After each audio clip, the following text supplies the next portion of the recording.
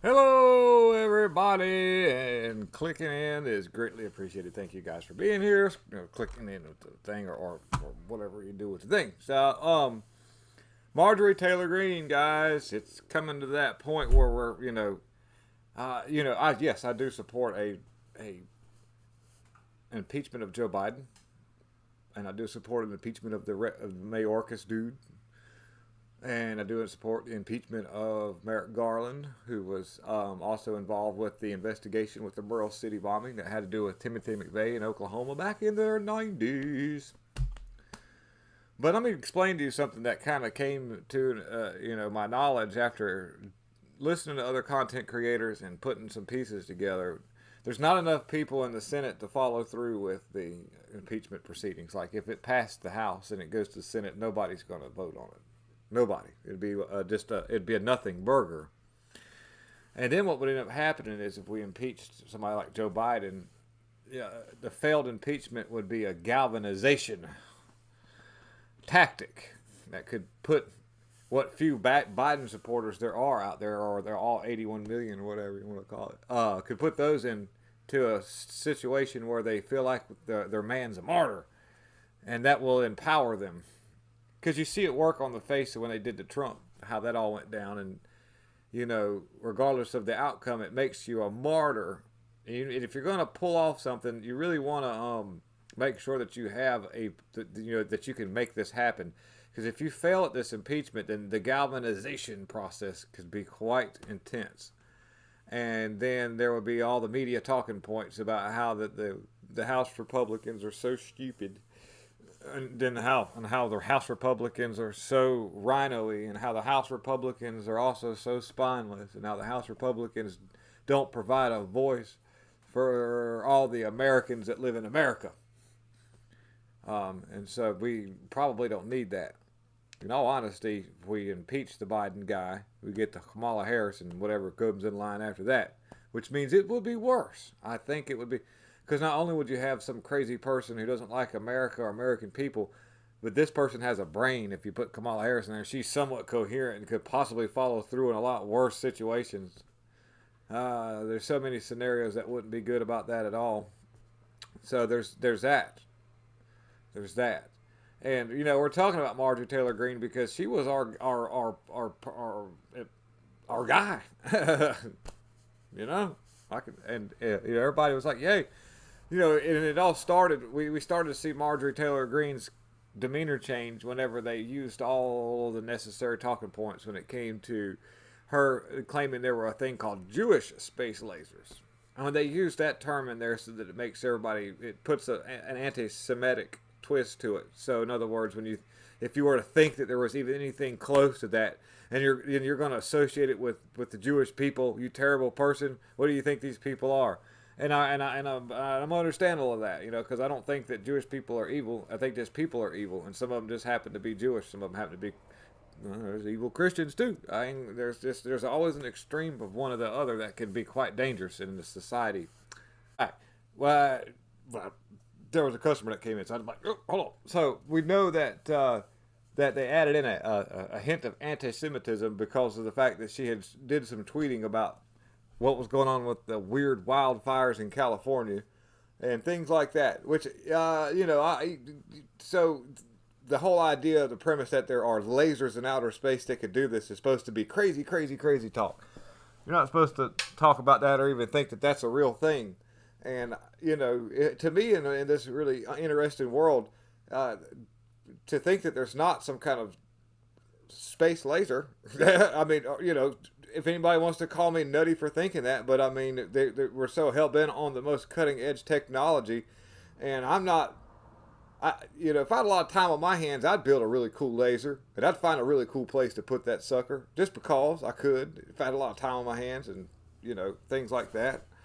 So, is it out of the question that things like that couldn't exist in this world? I mean, okay.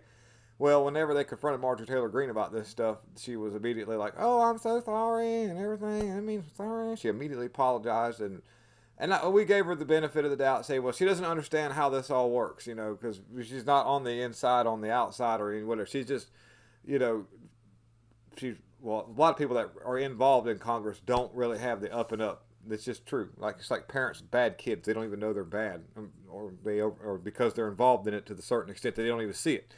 Take somebody on the outside and goes, "Hey, your kid's bad, real bad." Yeah, then they go, "No, it's not." And they get an argument. But anyways, Marjorie Taylor Greene, in the article that we're fixing to talk about here, is where she's been released or removed from the Freedom Caucus. And we do know that recently, and whenever there was the whole House Speaker thing going on, whenever there were certain demands that needed to be met so that they could put, a certain person in leadership for the House, that we really had Marjorie Taylor Greene doing some really, we'd never seen her act like this before when it came to her demeanor with Kevin McCarthy. And then afterwards, after he was elected House Speaker and other things to come, she really has changed course when it comes to her, what her priorities are. And that's why I'm thinking, is it legitimate that, her introducing these articles of impeachment, knowing that they'll fail, is she trying to win votes on her side with us, and then also work together in the uniparty system to create a new angry side of these people when they have this victimhood type mentality, like, yeah, you're trying to impeach our guy but it didn't work. And she, because everybody, I didn't think about it, but these people already should know this because they're involved in Congress and they know what's going on. So that means, but then you got Kevin McCarthy who says we're not going to do it. Does that make him the good guy, or is he just not doing it because he doesn't want to stir the pot? It's so many weird things to have in question, but we just know that we should learn to quit relying on these people so much. I know that they're there for a reason. We elect these people and all, but we do understand that there is the human element behind things. There's always going to be somebody trying to circumvent what's right. They're going to get in these people's ears. They're going to do things to these people. They're going to create situations where these people have to make different decisions. And so Marjorie Taylor Greene succumbed to a lot of this stuff, I think. I think that she's been compromised. I think that she's trying to maintain somewhat, something happened. Something that really concerns me too, and I haven't talked a lot about it, is Lauren Boebert and her husband are on the outs. And it wasn't long after Marjorie Taylor Greene got elected in her position, and now her husband and her on the outs. What's going on behind the scenes with these people? Especially somebody like Lauren Boebert, who's supposed to be this ultra conservative about family and all this stuff. I don't know. I don't know what the circumstances are on the relationship status and how these people act. But we're looking at two people who, some stuff has happened that they haven't talked to anything about. They haven't addressed any of their constituents about what's going on. Nothing that I can say in any mainstream form where I can say, hey, this is what was said.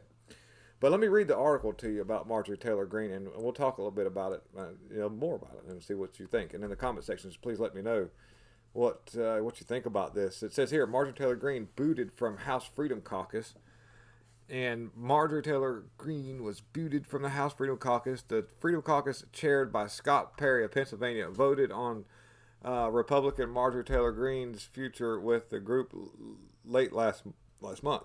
And according to the Politico, the Georgia lawmaker was booted from the Freedom Caucus in the last week's vote. The vote took place shortly after Marjorie Taylor Greene and Lauren Boebert, a fellow member of the Freedom Caucus, clashed on the House floor. According to the reports, Greene called Boebert a little B word on the House floor, and I saw this conversation, and it was, let me see here, let's Take your conversations to the back, off the floor. For what purpose does the gentlewoman order, please? Well, the audio is kind of glitchy, but you can tell that there was probably some heat in that conversation. Kind of makes you wonder. Wonder what that means, especially for like Georgia. We haven't heard a whole lot about integrity when it comes to choosing people. We haven't heard Greene especially say anything about that. Not especially after Raffensperger has not said anything about what's happening with the machines. It's a lot of stuff, man. But I watched Greene when she came in on the Senate, I mean on the House floor, and then immediately apologized to the left after being sort of pushed on a little bit, and they removed and her reward for apologizing and trying to show people, hey, that I want to work with you guys. They stripped her of all her community,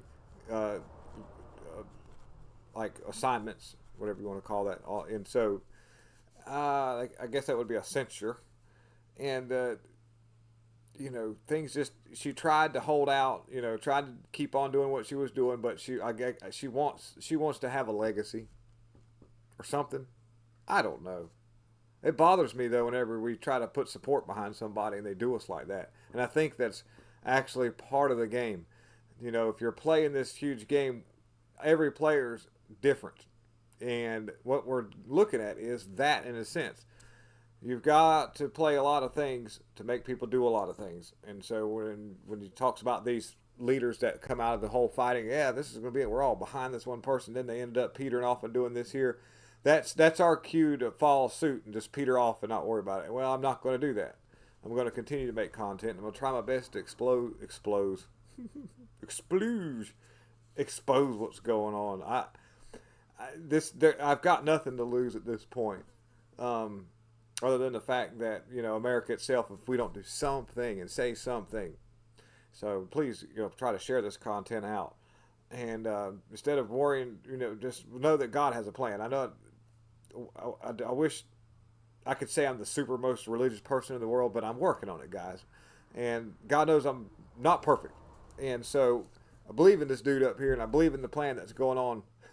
And he's looking down going, go on with it, Will. You do your thing. And so I'm going to keep rolling. I've been called to do this. I feel like it. And hopefully we'll be enlightened at the end of the day. And then hopefully it can help you guys out. So please like subscribe, and share, and have a wonderful rest of what's left of our Independence Day weekend. Happy American Pride Month, right? Can we do that? Thanks, guys. Peace out.